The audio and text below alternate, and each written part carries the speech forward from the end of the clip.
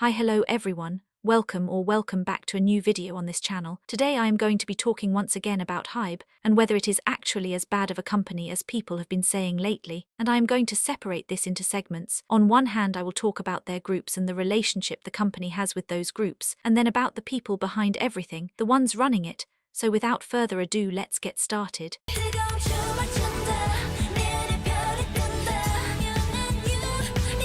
Hybe is a company that has an impressive vision for creating groups. They know how to spot talent and train it so it stands out, and I have proof of that. There isn't a single hybe group that is flopping, and keep in mind, they have many subsidiaries that don't enjoy the privileges that Big Hit or Pledis might have, and yet they still manage to shine. Speaking of specific groups, hybe has been involved in many of the controversies that their biggest groups have faced, starting with the most intense one, newjeans and I-DLE.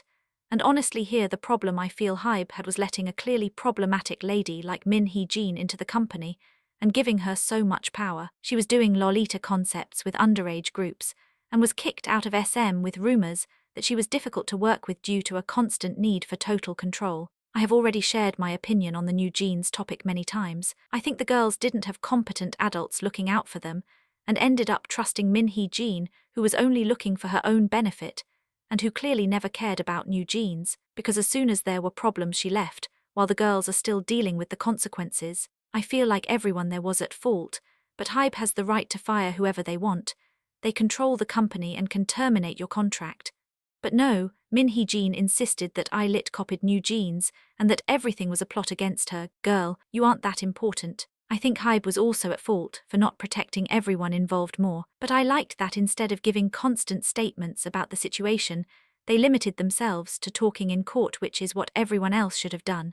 Moving on with the girl groups, we have lesserafim with multiple controversies, starting with the garam one. I have a whole video talking about this.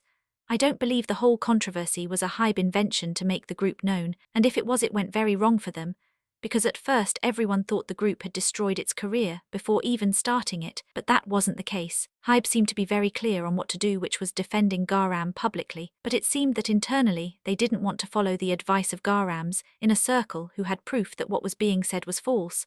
I don't know why hybe didn't come out with that and silence all the rumors.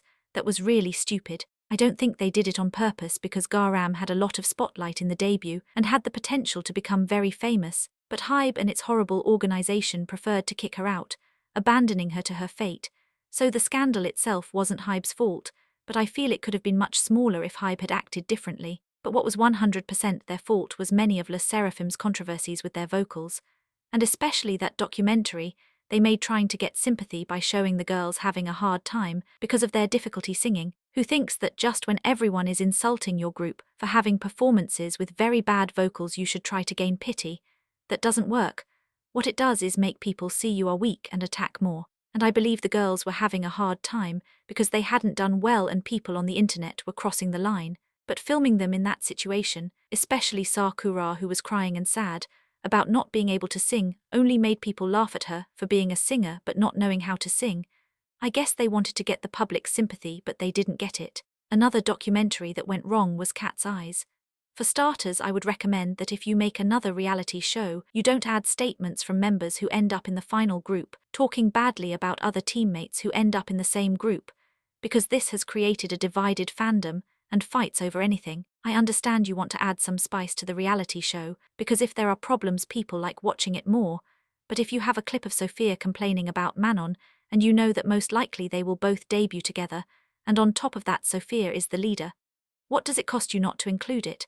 Why do you make Manon look like the villain if she debuts in the end? It makes no sense. You are throwing stones at your own roof. There is also a lot of talk about the fact that it seems members are always leaving hybe groups or being kicked out. And it's true that lately many idols from hybe groups have had to leave their groups. People highlight Danielle from newjeans, Jungkook from I-DLE, heeseung from enhypen, and garam from lesserafim.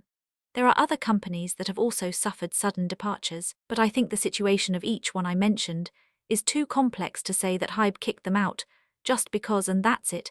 I think in many of these hybe has had a significant share of the blame, and in others not. I am not a conspiracy theorist, and if I have no reason to doubt, I usually believe what people say is true. So in Heeseung's case, I don't think there is a hidden reason behind wanting enhypen to fail or something like that, because what sense would it make for the company to want its own group to not have more income? Here everyone has their own opinion, but based on the members' reactions, I think Heeseung decided to start a solo career, and I think hybe gave him bad advice because jumping into the deep end with 0 solo songs is a big mistake in my opinion, and even more when you renew contracts in a year. They should have measured Heeseung's solo impact before he left the group, because now he could perfectly flop and be left with nothing.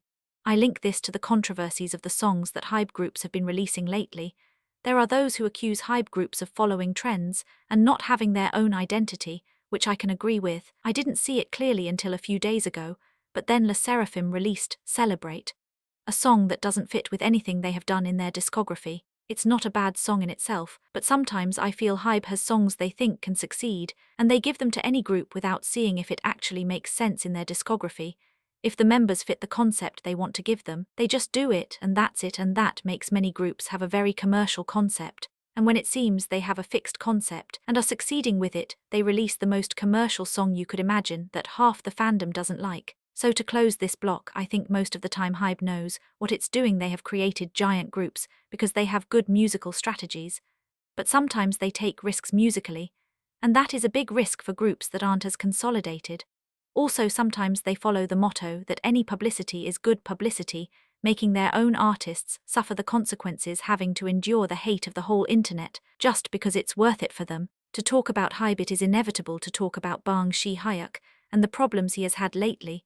All this mess started around 2019 when hybe was still just Big Hit, and Bang Sihyuk told investors that the company would not go public. Why? Because then the shares of these investors were worth much less, and they sold them for much less value than they actually had. Shortly after the company did go public, and its value skyrocketed thanks to the success of BTS, who were succeeding worldwide. So those investors lost the opportunity to earn a lot of money, and the police are investigating Bang Sihyuk because they believe he lied deliberately to keep more control and money. I don't know if this is a crime, but what would be a crime is what is suspected, that he received approximately $135 million for a profit he would have had linked to that sale of shares. That is considered investor fraud and breach of trust, because he had privileged information and could have deceived them to profit. It's the first CEO we see doing strange things with justice to have more money, since Lee Soo-man was investigated for diverting money to a personal company. Yang Hyun Suk for money laundering and gambling, and other CEOs have done things equally or even more serious. Why hybe is pointed out as the most evil company of all, I don't know. It has done things very poorly, and we all agree on that. I haven't even told 10% of all the suspicious things they've done, but I think having such popular groups gives it a bad image in the eyes of other fans. The amount of people who hate BTS and everything related to them is overwhelming, and that's where the hate for the company started. Then there is the fact that as much as they want us to believe they are a family, there are many fandoms that are at odds. The clearest is newjeans fans with I-DLE and lesserafim. Whichever side you are on, you hate hybe for not looking out only for your group. Enhypen and TXT fans also fight constantly. Weverse is a sea of toxicity, worse than Twitter, and whether you are a fan of a hybe group or not, it seems everyone has reasons to hate you. In conclusion, I think hybe is just as bad as other companies, but for some reason some fans focus on this company.